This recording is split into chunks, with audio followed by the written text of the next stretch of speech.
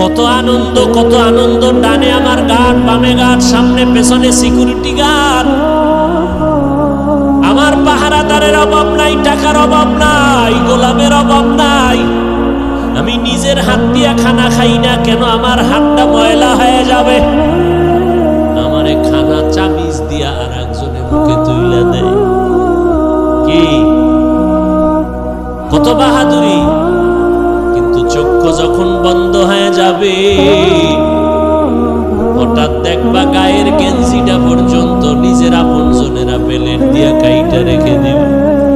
জামাটা খুলে দাও, গেঞ্জি খুলে রাখ, তাড়াতাড়ি বাজারে গিয়া নরমাল অল্প দামের কাফন কিনে নিয়ে আয়।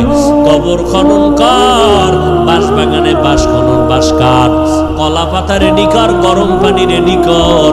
লাশটা ঘর থেকে তাড়াতাড়ি নামা। কয় বাইরে বৃষ্টি, কয় বৃষ্টি হোক, পলিথিন কাগজ দিয়ে পেঁচাইয়া বাইরে রাখ। এখন আর মরা লাশ ঘরে রাখা যাবে না। কে কয় বাইরের মানুষ? নিজের আপনজনে রাখা। নামা ঘর থেকে, লাশ নামাও। বৃষ্টি বাইরে, কয় বৃষ্টি টিষ্টি বুঝি না, ওগুলা পাতা আর পলিথিন দিয়ে পেঁচাইয়া রাখো। ইমাম সাহেবের খবর দাও জানাজার জন্য। বৃষ্টি এখন কি করি? 2 দিন বৃষ্টি চলে, একটু রাইখা দেই, ঘরের মধ্যে পাহারা দাও। কয় না, যেভাবেই হোক পলিথিন উপরে দিয়া কবর খনন কর, ভেতরে কোন রকম রাখতে পারলেই হয়। দোয়া দায়ী লাগবে না, চাপা মাটি দিয়া চইলা আয়। এখন আর এই মরা লাশের পাহারা দিতে পারবো না। শুধু তাই না, করোনায় দেখাইয়া গেল। কয়েক মাস আগে তোমরা তো ফেসবুক শরীফের ভেতরে দেখেছো, এই যে ঢাকা বাড্ডা থানার ভেতরে আজদাহা 2টা সন্তান, মহিষের মতো 2 সন্তান। বাবা লেখাপড়া শিখাইয়া গেল, বাবায় টাকার অনেক সম্পদ রেখে মরে গেল। সন্তানেরা বাবার সম্পদ নিয়ে 24টা ঘন্টা ঝগড়া করলো। বাবার লাশটা পড়ে রইল, দাফন করার সময় পাইল না। 2 সন্তান, বাবার টাকা পয়সা নিয়ে ঝগড়া, বাবার লাশ দাফনের ফিকির নাই। এমন কুলাঙ্গার সন্তান জন্ম দিয়া কি লাভ হবে? আর এমন কুলাঙ্গারের বাবা দাবি করে কি লাভ? যেই সন্তানের মানুষ বরদোয়া করে, এই সন্তানের বাপ হইয়া লাভ কি হবে?